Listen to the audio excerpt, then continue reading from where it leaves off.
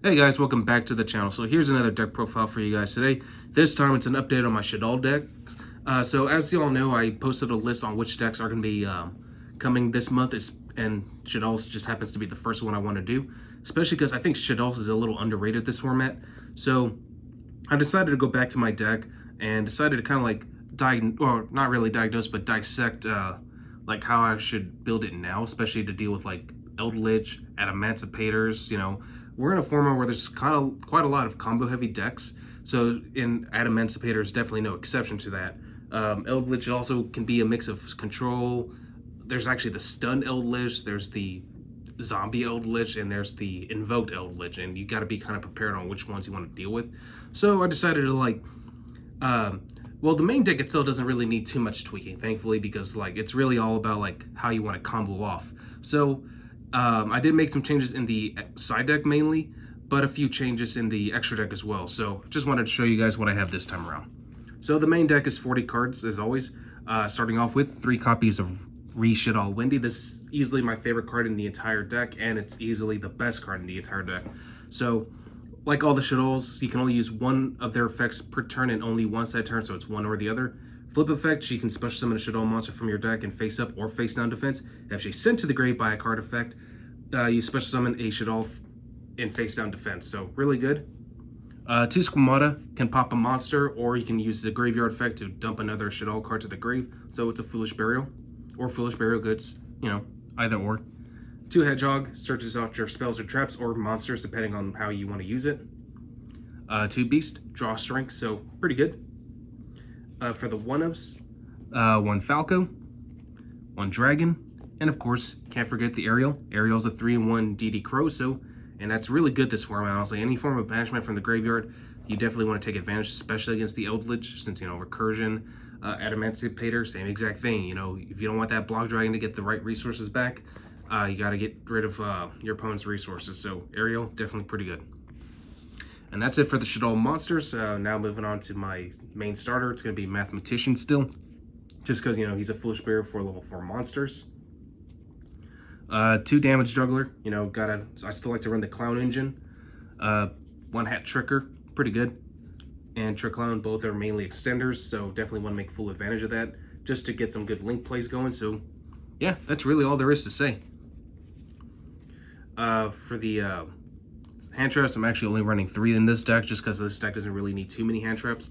Just 3 Ash. Generically good, and figured why not. And you could, if you don't like Ash, you could always try out something else, Nibiru, DD Crow.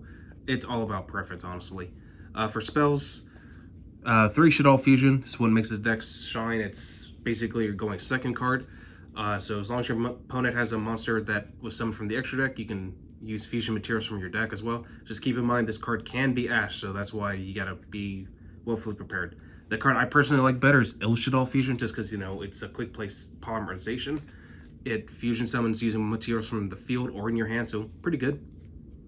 Next, 3 Super Poly. I think it's still really good in this deck, just because Adamancipator, they have different attributes, so as long as you target the right card with the right attribute, you can definitely apply some pressure. Against Eldlich, the deck is primarily light attributes, so go into free construct, especially against that Golden Lord.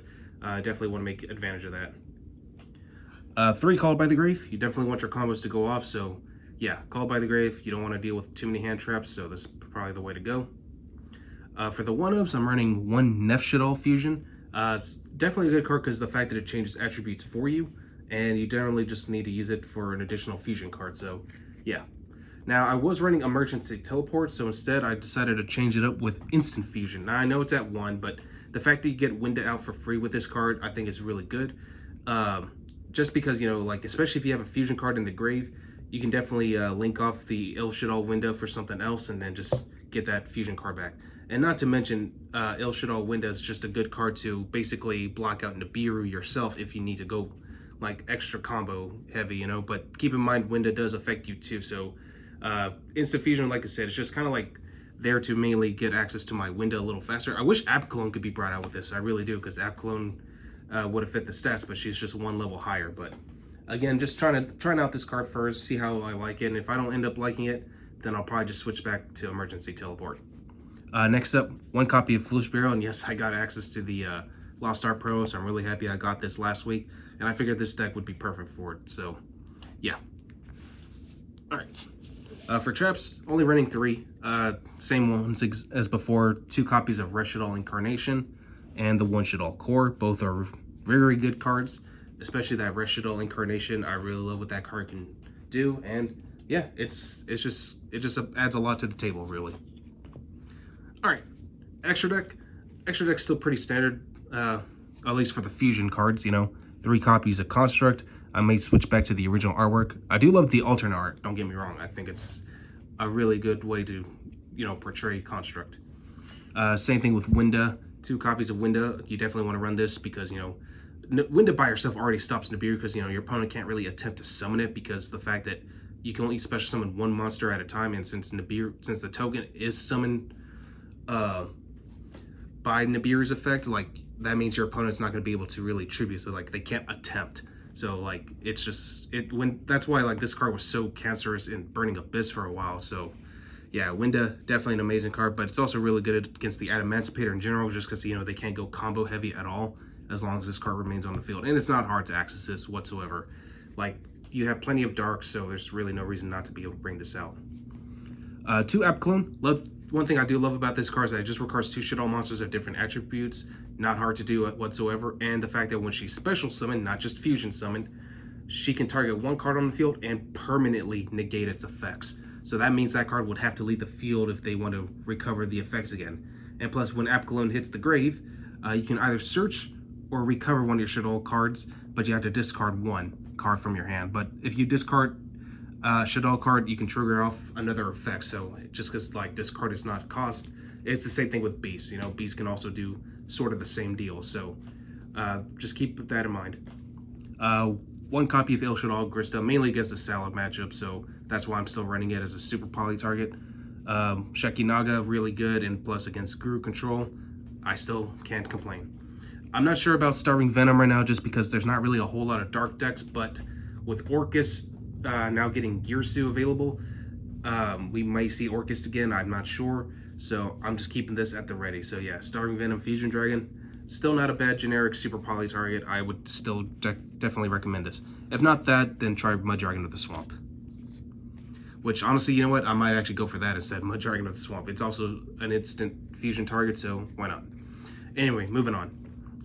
For the Link monsters, 1 Predator Plant Verte Anaconda, 1 Cross Sheep. You know, they generate a lot of advantage, so why not?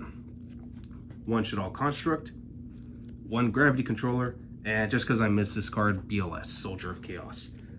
So really, that's all you really need. You don't really need too many Link monsters. This is mostly a fusion deck, but for sure, Verte Anaconda and Crush Sheep definitely a must. Same thing with Shaddoll Construct, because, you know, she can also fusion summon monsters for you, and it's really easy to bring this card out. For the side deck, it's pretty standard. 3 Nibiru, you know, figured why not. I'm actually running the Artifact engine in the side deck, so 2 Scythe, 1 Moral Attack, and of course, can't forget the Sanctums. Don't mind that. Next up, 3 copies of Cosmic Cyclone, and lastly, 3 evenly matched. And that's really all there is to say about these cards, you know. I don't really need to get into these. Everyone should know what they do. Well, hopefully you guys enjoyed this, and I will catch you guys again next time.